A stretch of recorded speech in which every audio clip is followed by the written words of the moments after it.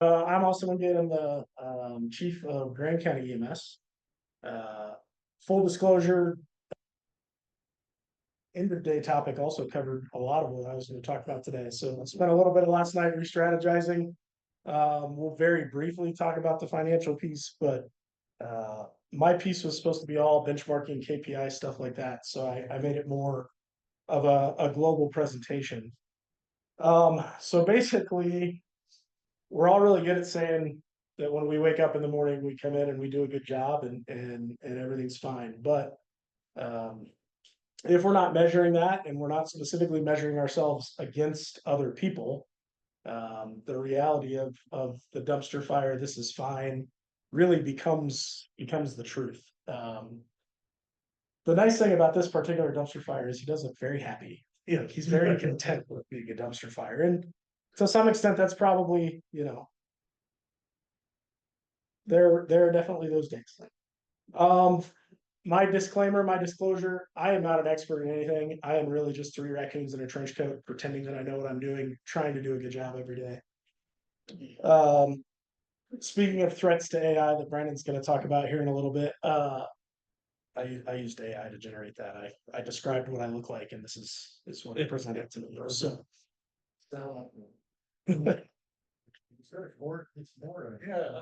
yeah, is it four? It's four. Oh, see, I said I try to do my best. I didn't say I actually achieve it. Then you were an expert. I'm an expert in counting. Numbers are hard. Without data, you're just another person with an opinion, and we know what people with opinions are. Um, and the thing about data is, data gives you an opportunity to tell a story. Um, oh, I got those slides out of order, but that's okay. And so to tell the story, Tiny talked about your value proposition and that sort of thing. Um, those numbers are getting fine, but to different people, you have to tell different stories to make them actually mean anything. And it's important to understand how those pieces all tie together. And we do that with data. We do that with benchmarking. The problem with data is, as anybody who manages a budget in EMS knows now, um, just like streaming services at home, there's 500 different companies out there. They all want a monthly subscription. They all offer something slightly different, and they continue to add up. So we in 2025, Grand County EMS will pay more as a department than our entire county's IT department pays for technical contracts and subscription fees. And I have 5 more contracts that are pending to start in 2025. So data can be expensive to make it easy to obtain, but there are also a lot of free sources and a lot of opportunities to think outside the box and use other people's data that they have to share, um, so that you're not just shoveling money into your incinerator, like I do every time I pay a subscription fee. The storytelling piece, again, understanding your story, understanding why the numbers matter, and how to relay that to your um, various stakeholders that you're presenting to. The story that you need to tell your staff is different than the story that you need to tell your board, which is different than the story you need to tell your taxpayers. As you're looking at things. And it's also really important to understand. And I see this all the time when I watch other people's presentations or listen to other people's talks, is you have to understand how the parts fit together, because this piece of data without this piece of data, they both tell a different story and they become useless. And also it's when and how you tell the story. I'll talk about a couple hard lessons that I've learned recently. In January, I gave a presentation at NAEMSP talking about IFT safety and risk assessment. This was my first year going to NAEMSP, but I've followed it for years on Twitter, because the docs, they love to take pictures of stuff and tweet it out, and um, you know in 140 characters tell you what they love about your slide. One thing I did, I had to take an hour and a half long lecture that I'd given several times and condense it into a 10-minute talk, which meant I took a lot of slides and I combined them. The slide that went not really viral in the sense of viral, but viral in the NAEMSP conference deck, I took a piece of opinion and I put it with a fact, and I got absolutely destroyed on Twitter. Just reamed to the point where I actually no longer have a Twitter because I'm a sensitive little flower and no longer wanted to continue that argument. They were both valid slides, but presented together, they cancel each other out and they lose you your credibility. So it's understanding how to tell the story and perhaps even more importantly, understanding when you're not a storyteller, how to find someone who is to tell your story for you. So with that, I'll jump into a few different things. I kind of just tried to take different categories and identify some of the things that I'm tracking or that we're tracking and how we're tracking them. And by no means are any of these all inclusive. And some of you are probably doing other things that are equally or more valuable. So if you have stuff like that's in one of these categories, my vision someday is that we have one place where we can go and say, all right, I need to know all of these things. Somebody make a list for me. I can figure out how to get the data. Sometimes I just don't know what data I need to look for, right? One of the really cool things in Colorado is that the state, through their biospatial platform, has made the clinical quality piece or the clinical data piece really easy. It takes me about 3.5 seconds to run benchmark metrics for my agency in any one of the national standards, whether it's NIMSQA, whether it's Coverdell, whether it's Lifeline. It takes me about 3 seconds to compare my agency to my RETAC, to the state of Colorado, and nationally in EMS. Super easy stuff. Primary impressions, that's another one, with HDE and some of this bidirectional data sharing. Are we looking at, does your provider impression match what their ED diagnosis was? And when there's a big mismatch, are we using that to identify opportunities for training or development of our staff? The primary impression piece probably should be under the outcomes tab. Emergent transport validity, the sexiest topic in EMS right now is red lights and sirens, right? That's been a conversation for a long time. So are your emergent transports truly necessary? Are you looking at that piece of it, or are you just saying, well, the crew felt it was important to go emergent, so it's good enough, and we're not worried about it. Missed interventions, HDE allows for some of that. You can look at within the first 10 minutes of arrival at the hospital, did they do something that my crew could have done in the field? That's a missed opportunity for us. And most of the time in those cases, we know that the early, seizures, for example, we know the earlier you get a benzo on board, the better outcome the patient's going to have. Same with beta agonists, right? So if they're getting put on a neb or given, midazolam within 10 minutes of getting to the ER, is there a trend there? Is there a systemic Mission Lifeline? This one is near and dear to my heart. I think Mission Lifeline is a pretty low hanging fruit for agencies. What's really cool is with this next set of standards, they have changed the eligibility criteria. So for some of the smaller rural services that never could qualify for that before, you can actually qualify for Mission Lifeline criteria this year.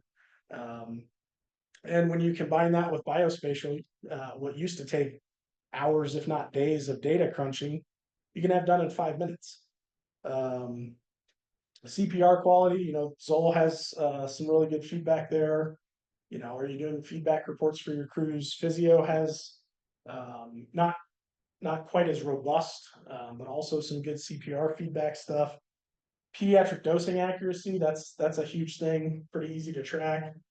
Bundle of care compliance, there's subscription-based software out there for that now that'll read your charts for you and say, hey, Kim ran 15 ACS calls this year and he didn't Mona any of them.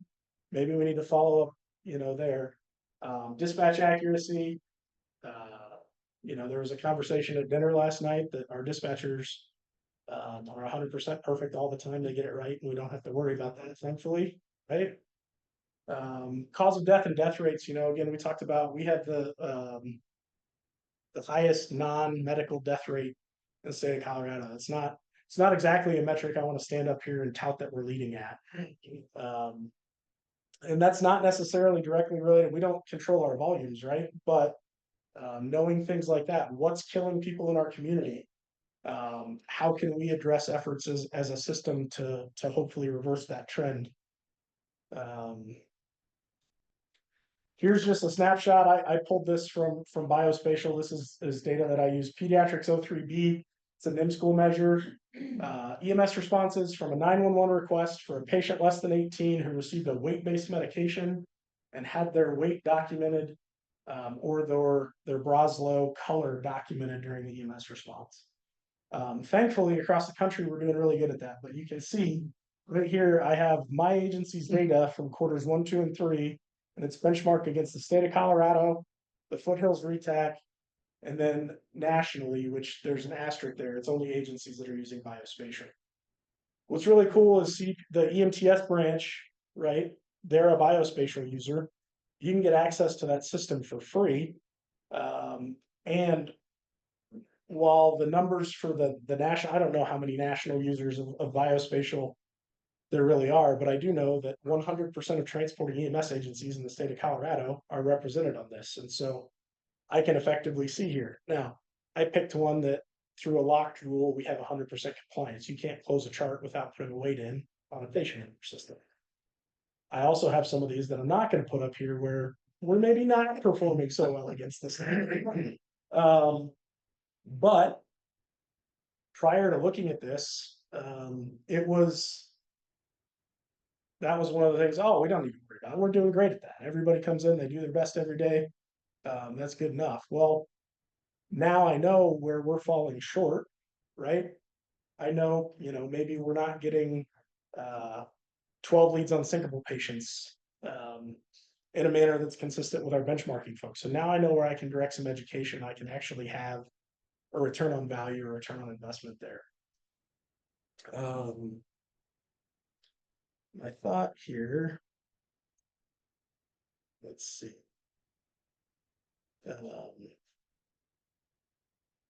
Stop my share for just a second and I'll pull it up just because. Is there anybody in here who has Biospatial access through CDPHE and is looking at that data? They gave it to each of us as a RETAC, and I had no idea what to do with it. Oh, yeah, I provided it to one of my medical directors who's no longer with me, and it's kind of fallen off my plate. It's pretty cool. Brings access to, or is it? Yeah, is requested. Yeah, you have to request it through the data folks, but they'll give it to you. Now it is one of those things. They're kind of short staffed right now, and I just stole one of their people from them. So they'll give you a login, and then it's kind of a self-teaching thing, right? But what I'm going to do, I'm going to go to EMS performance, right? That's going to load. And it gives you all kinds of things. So what we're going to do, you can select any agencies you're responsible for, which I'm only responsible for one. You can select your time frame. So I'm going to look year to date. You can scroll down a little bit and choose who you want to benchmark against. So I want to see how I perform in Pediatrics 3 against the entire state of Alabama. I have no idea why I would want to do that. But, sometimes you got to do stuff just because you can, right? Would that be Amber or whoever took over for Bill Clark? It would be Amber. So now right here, and however long it took to do that, I can now see, let's see, and I can add labels, I think. I can now see that we're 7% better than the state of Alabama at documenting pediatric weights. Right? Previously, prior to having the system, like we could do some of that through insights or manual calculations, but I can actually select multiple things. I want to see how let's see, we're doing with asthma as well.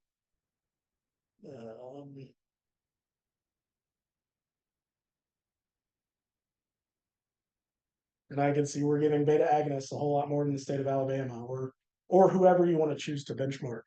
One of the things that is not currently available right now with with this system is the ability to benchmark against other retacks. So it's gonna give you your retack, the state, and then biospatial lets you compare against any other state. But anything below that, they consider too easy to identify specific cases from that. And you know, one of the downsides of the biospatial system is there are some of those national measures, right, that my agency, we run so few of that one call can skew our data for the entire year. And that's again just knowing the value of that data. If I only, you know, I don't know, intubate 2 people a year and one of them doesn't go well, that's not a statistically significant number to benchmark against, right? Let's see. Get back to this screen share.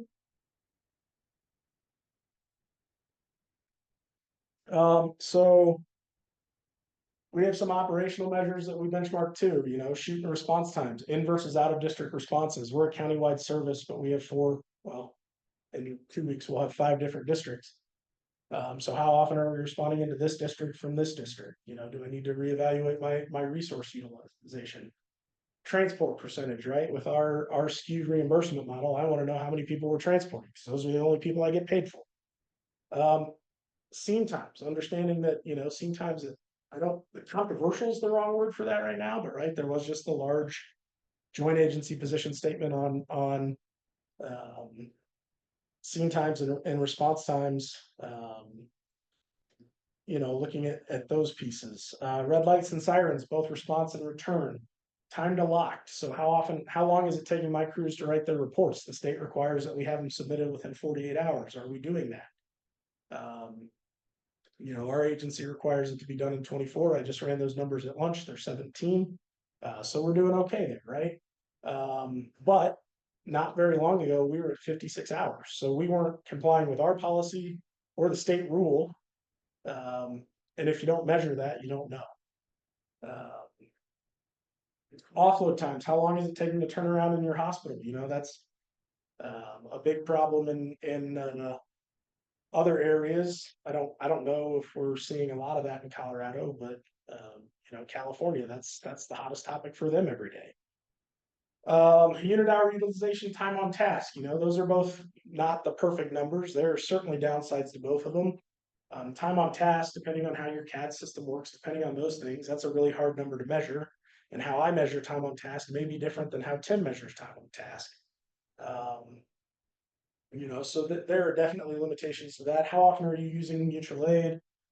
What are your volumes, both overall, by time of day of week? How are things trending? We used to have weekend cars. Well, I guess we still have a weekend car, because common knowledge is just we're busier on Saturday and Sunday. Well, when you run the numbers, we're actually busiest on Wednesdays. So if I'm going to surge up a car, I need to do it on a Wednesday. I can never explain to you what happens in Grand County on a Wednesday, but Does it involve bulldozers or? I mean, I actually don't know if that was on a Wednesday or not, but that would be, man, that would amplify that story quite a bit, because I despise Wednesdays for a lot of reasons, but it's mostly because our general population goes fully rabid on those days, you know.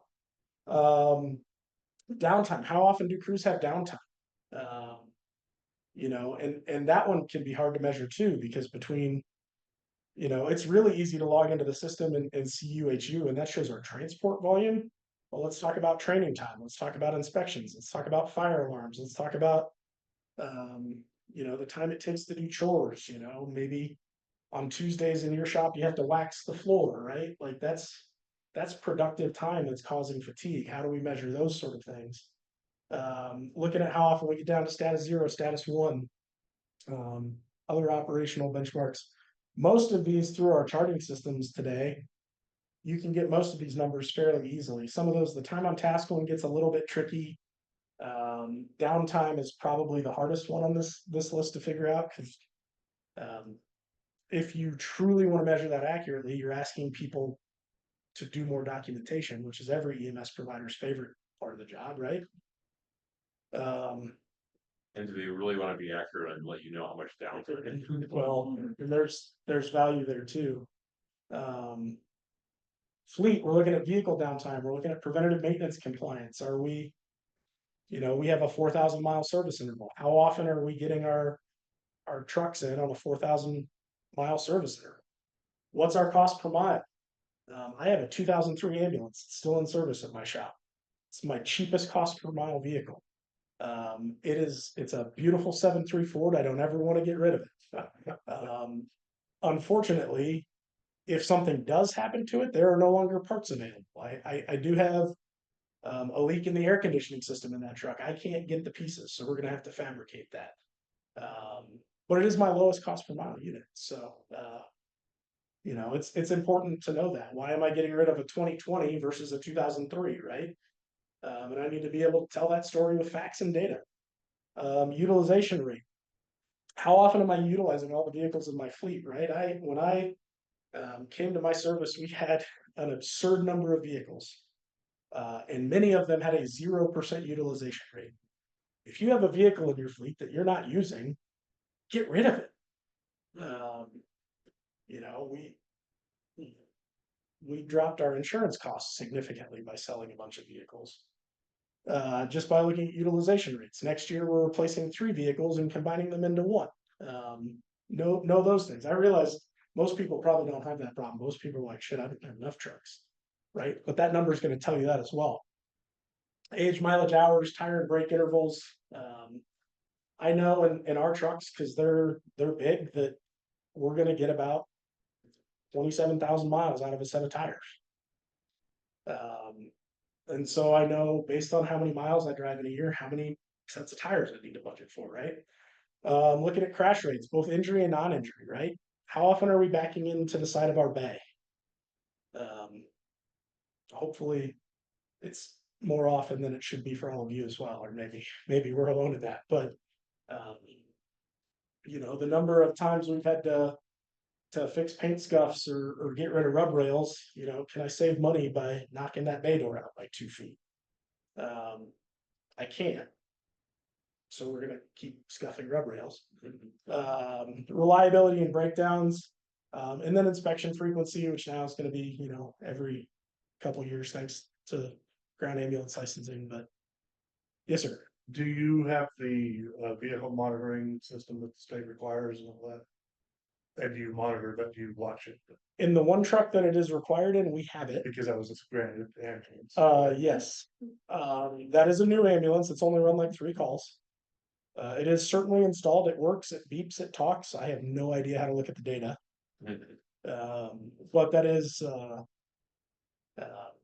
an important future project to me now that our bandwidth has increased a little bit.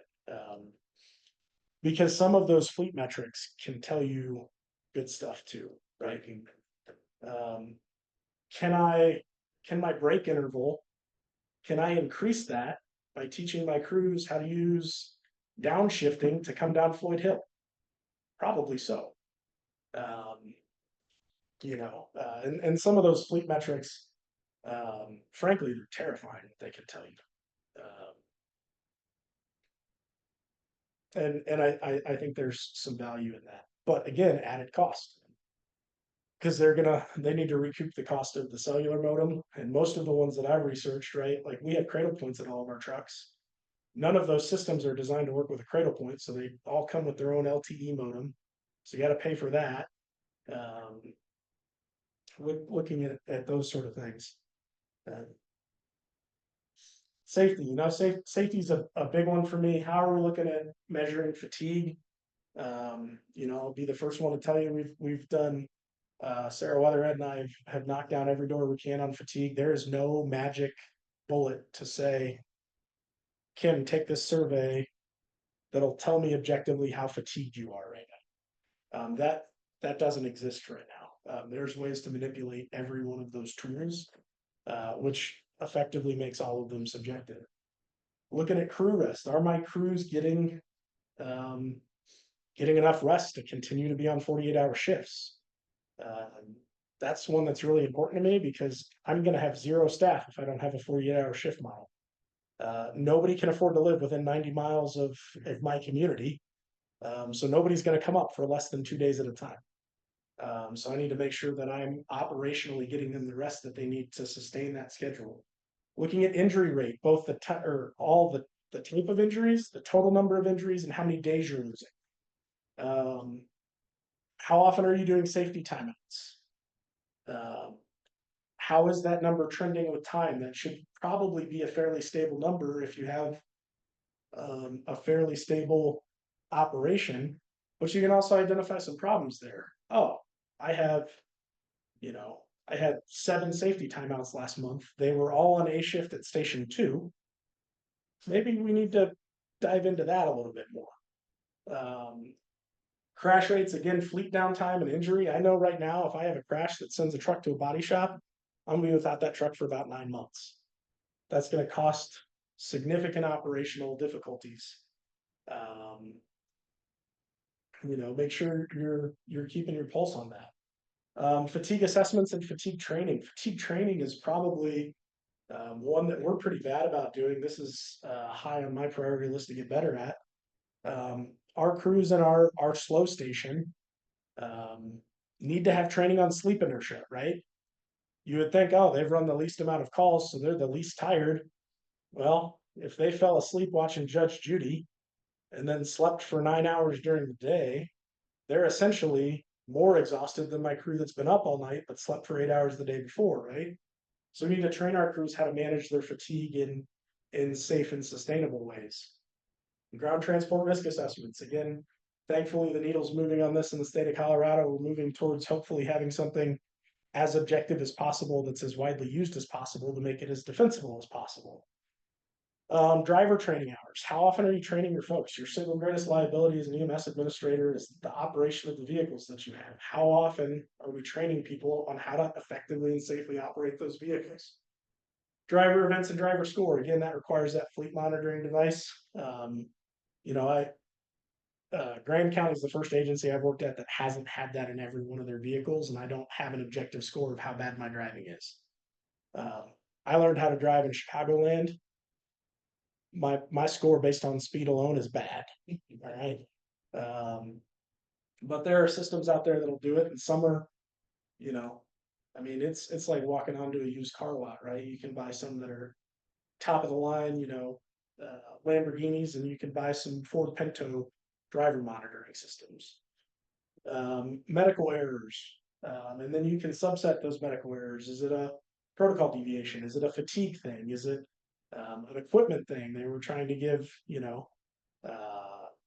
25 milligrams of ketamine at a 105 concentration using a 60 cc syringe, and they got it really wrong because that was the wrong tool for the job, right? I hate to go. I was just gonna go back to the road safety thing. Yeah. Just real quick. I know we all kind of know road safety, and so you hinted the fact that there's a bunch of other ones. The Mind is using one now that actually keeps and watches the driver and senses when they close their eyes when they're going to sleep. And do you have that one, or did you look at that one at all? So we trialed that in 2 of our trucks last year. I got in a lot of trouble with that company because it was a 30-day trial, and we accidentally kept him for 11 months. Which to me isn't my fault. That's the sales person. And the reason that I wanted to trial that one is because it was a fatigue monitoring safety device. What we found is what it does is it hyperlocks onto your pupils, and anytime it senses something change with your pupils, it triggers an event. And so I was a little bit reckless with my implementation of it. I was like, oh, this is going to be perfect out the gate. I don't even need to know how it works. I'm going to set it up so if there's an alert, it's going to call and text the supervisor phone. It's going to send the chief a text. Well, what happens, we have birth at pass, right? You take, I don't know, 3 to 4 patients a day over birth at pass. There are 13 switchbacks on that pass. Every time, sometimes to look at the road in front of you, you have to look over your shoulder out the window. Every time they did that, my phone would go nuts. My email would blow up. My captains are like, shut this damn thing off. So that was that particular solution. I did learn about one at EMS World this year that I may see if we can trial next year. I couldn't tell you the name offhand, but um, that one looks more promising, and I was able to ask all the right questions with that one, and he was able to show me some of those things, including himself falling asleep like several times driving, which I'm not totally sure that's the best salesman trick. Hey, I'm not a salesman. What was the product that didn't? So that was Roscoe Vision. I liked a lot of things about Roscoe Vision. But that fatigue piece, which is the most important part to me, because that's the part that I can't objectively measure with a spreadsheet. It just didn't work for me. Same product, we got the product, it couldn't recognize whether a seatbelt was on against any of the clothing in our staff. Right. So it was constantly telling them that, Right. because it has the voice thing too. Yeah. Yeah, it drove them nuts, they just, Yeah. Our old Dodges, the seatbelts were orange and it might have worked there, but it won't work in any of our Fords. No, I know they're better. Do you know? I liked the price point. I liked that I could install it myself in like 20 minutes, which I don't work on cars, I work on people. Well, now I work on a desk, but I could do it myself, and that was a valuable piece, but yeah. PPE usage, this can tell you all kinds of things. This can be an early warning of some sort of event in your community. It can also tell you, hey, A shift station 2 is using a lot less gloves than normal. Is there a problem there? Are we not taking infection control seriously?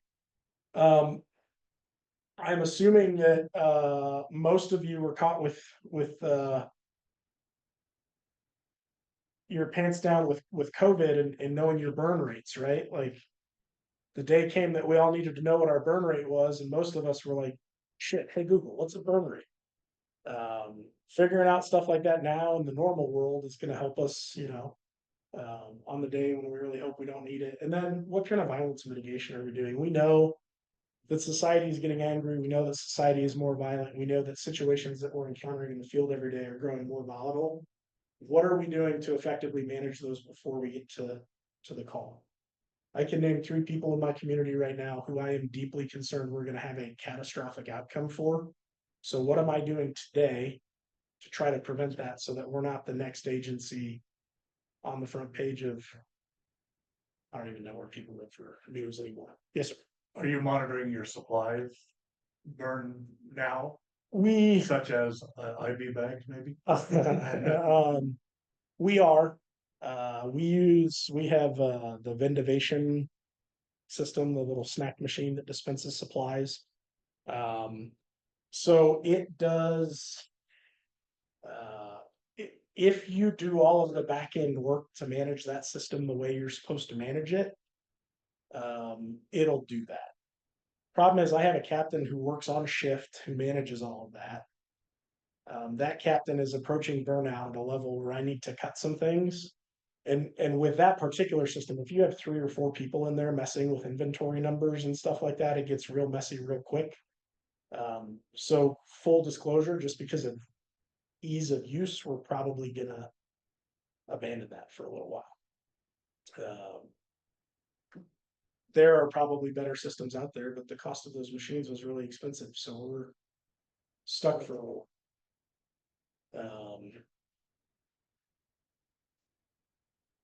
Satisfaction, we have patient satisfaction, we have employee satisfaction, right? And I thought both of these gifts were appropriate for the particular categories, because I've been asked more than once in the back of an ambulance if we can swing through and get a blizzard or some other kind of treat, and everybody loves a good office space quote, right? The thing today, I'll rip off Tim's words. It's a paramedics market today, right? We are working in an environment where if they don't like what you're doing, they can pack up and go anywhere else. And most of us are short enough most of the time that we're just really excited somebody applied. So making sure that you're doing that employee satisfaction and seeing how people feel like they fit into the department and where their value in the department is. I can't emphasize that enough. We, as we speak, are doing a homemade employee satisfaction survey through our evaluation process. We're having everybody do a self eval this year. We're getting some really good feedback there. Next year, we'll contract with the EMS survey team and they'll do a formal one. You know, I look forward to seeing what that looks like, because our goal is for people to love coming to work, so that they don't want to go work for somebody else. So as painful as some of that feedback can be to hear sometimes, it's super important, and I can't emphasize that enough. Education and outreach, again, storytelling. These are the numbers that matter to your community. Here's the truth, and we've talked about this in the advocacy world, right? Is nobody in the general public thinks about an ambulance until about 30 seconds after they call 911, when they're pissed off that you're not there already, right? So when you're going for these tax increases or things like that, this is the stuff that matters to your community. So looking at how many hours you're training, how well you are prepared to handle whatever emergency the community has, looking at what your training topics are. So I know exactly how many hours we've trained last year. I know exactly how many hours of different topics we have. Community classes, the type and hours of those, community service hours, public relations hours. Understand your normal PR and your high return on investment PR, right? And understand, you know, depending on the size of your organization, your high ROI PR may look different. I know Grand County, if you're not super familiar, is distinctly cut in half. We have the west side of the county, which is its own animal, and we have the east side of the county, which is its own animal. Right now, my single highest ROI PR event is going to happen in a few hours. It's going to happen tonight. Our 7-0 West Grand High School Mustangs have their homecoming game tonight. And the single most important thing that I can do in our community on the west side is have that crew out there representing our agency. And we have to be there because CHSA says we have to be there anyway, right? But here's the thing, with West Grand football specifically, I don't live on the west side of Grand County, but it is a very small town and people know how to get a hold of me, and I'm not totally sure how. I will, before the crew clears tonight, I will know whether they sat in their truck. I will know whether they were in the bleachers. I will know whether they were playing catch with the kids. And that was the thing. I got pulled aside in the store the other day. Hey, I was at the football game the other night, and your crew was out, and they were playing Nerf football with the kids, and everybody was laughing and having a good time. It's the single most valuable thing I can do on the west side of my county. You know, so understand where those high value opportunities are for you. And then also figure out who likes those events. I know that I have some staff who are going to go out and they love it. They're going to eat it up. They're going to get the football out. They're going to play Frisbee. They're going to do whatever. And I also know that I have crews that would rather jump off the Kremlin cliffs than go sit at that football game. Understand who those people are, get to know your folks, and make sure you're assigning the right folks to that event. And the beauty of, you know, most agencies is none of us are operating super heavy with staff, but usually we can rearrange things if we need to make that successful for everybody. Yes, sir. Sorry, do you have a staff for that and do you charge for it? So we upstaff for everything except for CHSA required and Fair Board supported events. And also to the point where if you want to come host an event in my community because you're not from my community, I'm going to charge you more than Kim, who lives in my community. So like we see a lot of for-profit companies come in and do endurance races or bike races or, you know, whatever have you, because it's a profitable thing. When you bring people into the community, they need to pay me more money than the Lions Club who's doing their whatever. But if it's Fair Board supported, because the Fair Board is a board of the county commissioners, who are my bosses, who don't want to pay for an ambulance, other than the ambulance they're already paying for. And then the CHSA required stuff, because our school districts are broke. Our school districts are, they couldn't afford to pay us a penny if they wanted to, especially West Grand. So I'd rather them keep that money in the school for their kids than give it to me.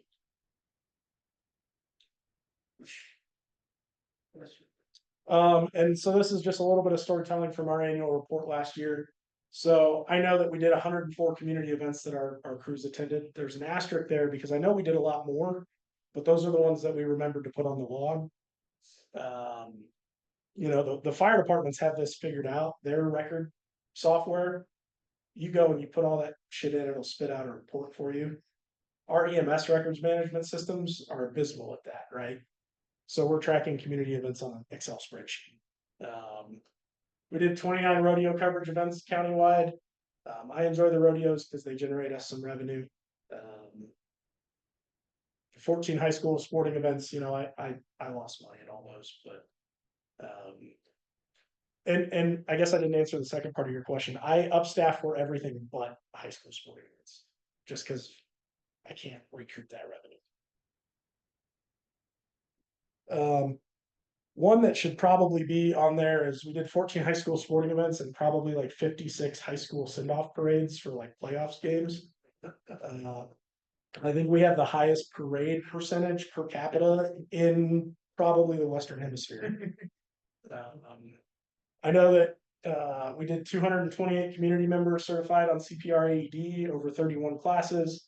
138 additional community members were certified in the like full all-day first aid class. We support 134 public access AEDs, and we taught Stop the Bleed to every high schooler and every high school teacher. This slide right here is probably the highest value slide in my annual report to the folks who pay their mill that supports us. Harm reduction, you know, that's a big thing for everybody right now. We gave out more than 100 Narcan kits. We did 6 community events educating about the opioid problem in our community. We sit on the opioid advisory council. We want to talk about stuff like that. Yeah. For that, or did you get a grant to be able to? If a for-profit entity wants us to teach a class for them, we charge just the cost, what it costs us to teach the class. If it's a not-for-profit or community group, we'll do it for free and we'll eat the cost. And we have 2 other folks in our community who teach CPR and first aid, and they charge $100 a head, and that makes me sick to my stomach. And my goal is eventually to put those guys out of business, because you shouldn't be charging people that much to learn how to do CPR, but that's just my personal soapbox. But if you're, you know, if you're a dude ranch that makes money on having folks come in and you want your staff to be trained, I want to support that, but I don't want to lose money doing it. And then, sorry, Nadine, our car seat program, again, this is a low return on investment for us. We do have 4 CPSTs on our staff. It's really 3.5 because I think one of them's expired. But, you know, we did 25 new car seats for Grand County community families in need. We did a bunch more car seat inspections that we don't track that we probably should. Fairly low return on investment. Human Services buys the car seats. It doesn't really cost us much other than the insane training requirements to become a child passenger safety tech. But what it does do for me is it guarantees that I have 25 kids who probably wouldn't otherwise be in a car seat in my county. And I see it every day, and that's my #1 pet peeve is when I pass a car and there's a kid not properly restrained. So you know, this one isn't a super high value target, but it does address a need in our community that otherwise wouldn't exist. Financial, again, this is not comprehensive. I am not the expert. But you know, these are some of the financial benchmarks, and I've added some of the ones that we've learned about in the last day and a half here. Things that you can be looking at for your financial world. As a newer chief, I wish that there would have been a coloring book that told me what financial measures I need to look at. And preferably a coloring book for like a skill level under 5, maybe. I'm not super good at coloring, but, so this is something like, this is hands down my weakest piece. And then the hardest part of these financial benchmarks is the only way to find out, you know, with biospatial, right? I can log in and I can see, all right, how am I doing against the rest of the state of Colorado? If I want to know how, you know, anybody else's, uh, uh, actual cash collected looks like, I have to call somebody and be like, hey, Tim, how much are you getting back for every dollar you bill? And if I want to benchmark myself, I probably have to call 10 other people and say that, right? So one of the things that I think we desperately need in the state of Colorado is a way to aggregate this information and help each other out. Because if your service is doing better financially, and I can learn something from you, now we're all better and more sustainable. But you know, average revenue per transport, net cash per trip, you know, as I look around this room knowing, you know, the service model for most of you, almost all of our net cash per trip is a negative number because we all have to be subsidized because we don't run enough calls to break even. But net cash per trip as a standalone metric is kind of worthless. You need to combine that with several of these other metrics to actually tell a story that's valuable. Cash collection rate, your charge capture rate. Again, this is kind of the easiest way to benchmark yourself, but usually you have to either hope that, you know, the Denver Post publishes it in the newspaper about the largest agency in the state, or you have to call around and be like, hey, what are you collecting? First pass success, claim rates, denial rates, you know, your AR over X time, looking at how often are you overpaying? Is there something broken there? Adjustments, write-offs, IFT versus 911 revenue. I know that for every dollar I make on IFT, I only make 50 cents on a 911 call. IFT is where most of our fee for service revenue comes in. And part of that is mileage, right? You know, we're 78 miles from our main catchment hospital. And then day sales outstanding. Again, I like to talk about where I screwed up, right? So we are that agency that was alluded to yesterday. We wait 60 days from data service to send our bill. We found that we recoup more money that way, and that we get our patients pay less out of pocket that way. And my goal is for patients to pay as little out of pocket as possible. That doesn't work for everybody. It doesn't work in every situation, and there are a lot of people who tell us we're crazy every day for doing that. But it works for us and we're happy. And so day sales outstanding, I've read all kinds of places that I need to know what that number is. And I had convinced myself that because we wait 60 days to bill, that number is useless to me. Well, on a whim, a couple weeks ago, we ran those numbers going all the way back to 2019. And we do in-house billing. And since 2019, we've had several oopsies, if you will, things that have slowed down our billing process or problems that we ran into. The single largest and most notable one was when we transitioned from NMSIS 3.4 to NMSIS 3.5. That broke our billing system for months because it was horribly rolled out by a software company that I won't name that is ESO. Because we wait 60 days from data service to bill, we didn't realize that until March. And actually a little bit past then, because when the checks should have been coming in, they weren't. What was super interesting to me when we ran those day sales outstanding for every month going back to 2019 is every time that number jumped, it actually predicted that we were about to have a problem with our revenue stream, and it predicted it faster than we caught on ourselves by realizing, we haven't deposited any checks this week. That seems weird. So I know now that our average DSO is about 180 days. And I know right now that if I get above 200 days, we have a problem that we need to look into. So September of 2024, we hit 205 days. We don't know what the problem is yet, but I bet we're going to find one. And what I'm hoping, what I believe is predicting is as a succession planning and resiliency piece, we're cross-training everybody in our billing office to be able to do all of the things. And so we have new folks learning new processes, and I'm really hoping this is going to be a tiny little bump in that number And that's why we hit over 200. But Cordy, my office manager, and I are going to be hyper vigilant now because we hit that 200 mark, which now we know for the last 5 years has been a problem for us. To look and see, to make sure there's not a bigger problem.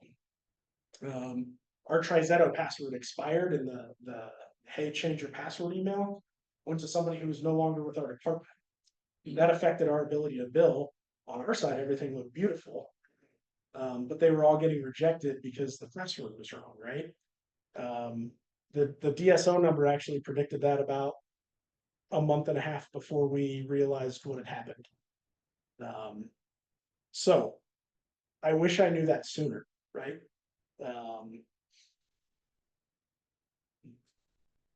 Business operational, so these are also kind of financial.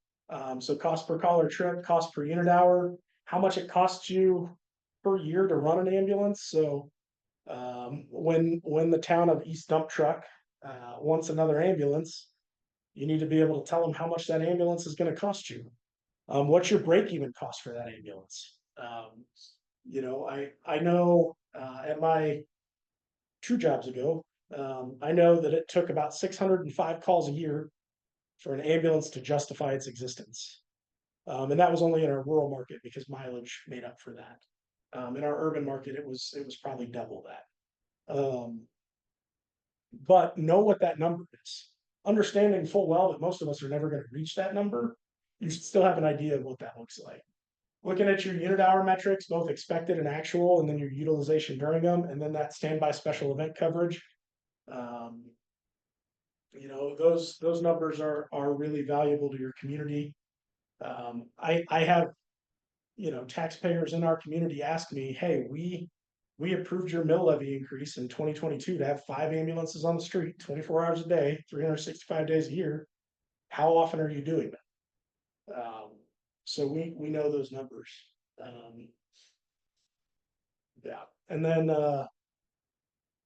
I like this meme because I used to start every one of my charts with EMS was activated to respond, and then I saw this one day and I was like, oh, I wish my eyes glue. What is your volume? About 3,000. So our UHU is super low, but again, our county's, our district's 2,000 square miles roughly. And there's only one road to get from either side. So we have to staff ambulances that we know are going to be tremendous loss leaders just because of the geographic concern there.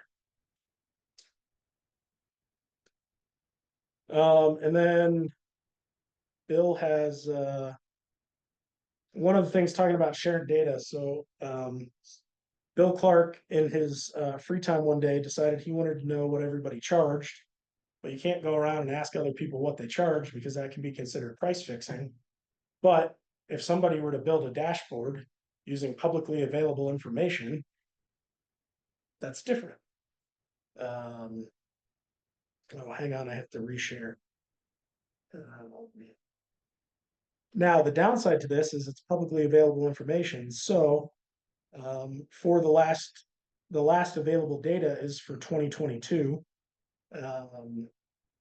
But I can go into this system right here and I can click on Colorado and I can see based on whatever the HCPC code is. So if I want to look at ALS1 emergency calls, I can see what every program enrolled in CMS in the state of Colorado bills as their ALS rates. So,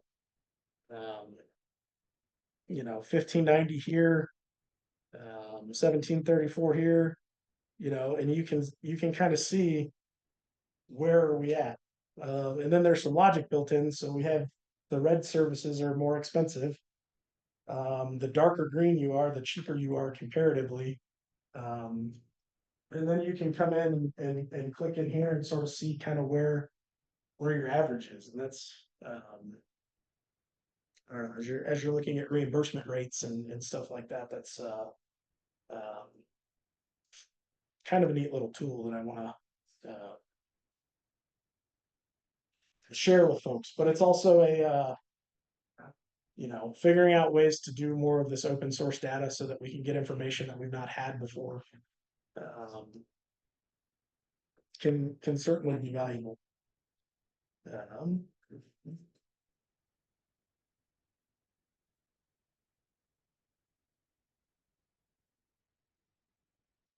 Personnel costs, we talked a little bit about that yesterday. Scott talked quite a bit about it. So turnover. So what do your turnover numbers look like? How much does it cost you? What's your average career length? Once you hire somebody, how long should you realistically expect them to stick around? What's your cost per position? So if I hire a paramedic for this role instead of an EMT for this role, how much is it going to cost me? What's the difference going to be? How long does it take you to fill a position? So if somebody quits today, how long is it going to take me to get that seat covered again? And specifically, then you can figure out how much is it going to cost me to get that seat covered, which goes to your turnover cost piece. Offers accepted and rejected. Are you making a bunch of offers that get rejected from people? That should trigger something. Why is that happening? Is my compensation wrong? Is my hiring process broken? We recognized inadvertently that a sentence in our background sheet that we emailed to people before we made them an offer, like we sounded like an asshole because of the way this one sentence was. And so we had a bunch of people who were like, I don't think I want to work for you. And we're like, oh, well, if we move this verb over here. So knowing that, like, why are people rejecting our offers? How long does it take you to train or onboard an employee? How many calls are your employees running? Do you have absenteeism problems? A lot of your scheduling systems can run reports if you manipulate them well enough to see, oh, Kim calls in every Saturday he's scheduled to work. Maybe Kim and I need to have a chat. You know, or you know, use of time's gone up 20%. Maybe there's something going on in his life that I don't know about that maybe I can see if we can help support him or stuff like that. It's really using your creativity with some of these numbers to figure out, like, how can I treat people well and be good to them to make them want to stick around and hang out. And then a couple last random ones. Again, by no means are any of these comprehensive or all inclusive. And I you know, there are probably a lot more out there, but you know, one of the things we're looking at right now is a change in start time, right? The rumor got out that I think North somebody fire changed their start time to 7 p.m. instead of 7 a.m. They had 100% employee satisfaction with that, which is almost unbelievable until you talk to people who are like, no, we really did have 100% of our employees say this was a good change. Well, is a 7 p.m. start time going to work for our shop up in the mountains? Well, we have to look at volume. We have to look at traffic patterns on I-70. We have to look at travel time. We have to look at in-service times to see late calls. And a 7 p.m. start time probably isn't going to work for us because our crews are going to spend 2 to 3 times as long commuting, especially during the peak tourist seasons. They're going to get off late 40% more than they do right now. And a bunch of other factors. But what we can identify from that is maybe an 11 a.m. start time is doable for us. So, you know, looking at data there, and we've uncovered data sources from all kinds of places. We have traffic counts from CDOT. Late night IFT percentage. I know that over the last 4 years, we're down 40% in late night IFTs. So I know that our risk assessment, special operations deployments, I know how often my SWAT medics are called in to go on calls. I know how often my wildland crews go out. I know how often we do tactical hiking. You know, so just some of those pieces. And again, the beauty of this is tracking all these metrics have gotten a lot easier over time. And there's always a new system every day that will make it easier. The problem is figuring out how much money do you want to throw into the furnace to use that software, and how many passwords can you reasonably remember. to log into all of these freaking software programs. But yeah, that's pretty much all I have. I hope there was some value. Again, I pivoted last night, so hopefully I was able to glean something useful for you guys. And then I'm also curious if there's anything that anybody has that they're measuring that I didn't mention that I should write down and go back and use. And I'll stand for any questions. Yes, sir. Are you tracking everything you put up there? I am tracking the vast majority of things I put up there. The financial dashboard, full disclosure, we're tracking very little of right now, but we've been talking for the last day and a half. We've got a plan. We're gonna do better. So then of the ones that you are tracking, how many are valuable and how many are you're tracking data for the sake of data? So super good question. What I will say is of all the ones that I'm tracking, I'm not tracking them all in the same consistency. Right? There are some numbers that I only want to know on an annual basis because it's a point in time reference for me to see, okay, do I actually need to give a hoot about how often we're changing brakes? And sometimes some of the things we've tracked are just to see, can we track this if we ever want to know it? And we've never looked at again. But there are definitely the valuable ones. Again, the community education hour, like that's, man, my board eats that up. They love that. So that's worth the time for me. Things along those lines. There's one other thing I wanted to say to that.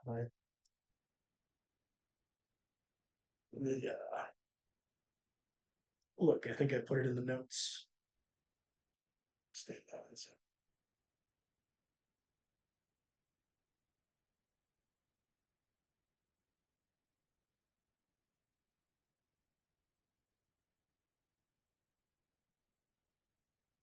Oh, here, I have a whole slide for it. There was one more slide.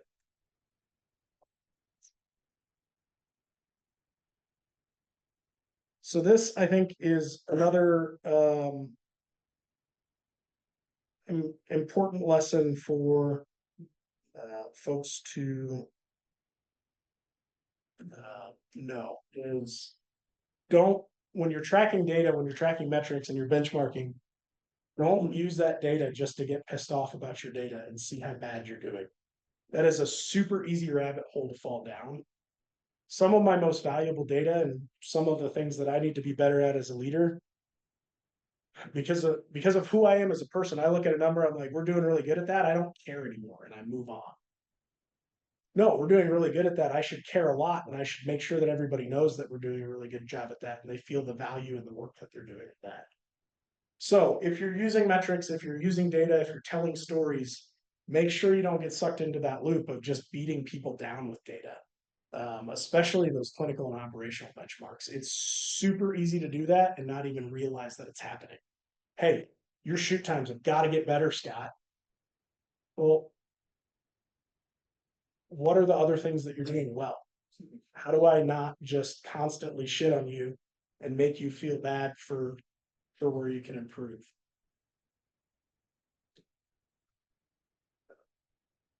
Yeah. Other questions? Other thoughts? Yes, sir. So on that piece right there, that's certainly one way to keep your staff involved and hey, we do quality assurance stuff, we do watch you and all of that, but any other kind of thoughts or pearls on how we make it sort of less threatening to our staff and, and bring them along with the whole process, so that they see the value in the data that they're entering and want to do it right, and all of those things that help make a program as successful. Yeah, I mean, I'll be the first one to tell you that, as a leadership team, my agency, we need to be better at that. There's a good group of our staff, especially our younger providers, who view QA and QI as adversarial. There is a mean woman who sits in a room to just absolutely eat me alive every time I write a report. And so we need to work to get better at that every day. One of the things that we're trying to be better at is helping people understand how their specific data is being used to improve care and improve outcomes, right? We're participating in the Airway Initiative. Did we participate in the red lights and sirens one? Although that one can backfire because there are some folks who got into this just to turn the siren on and drive fast. But we're in several stroke research studies, and you can find some of these really good studies that have come out recently, and you can present them to your staff in that journal club kind of format, help them understand how their data contributed to this, because you do participate in IMSIS, or you do participate in the ESO research set or the image trend research set.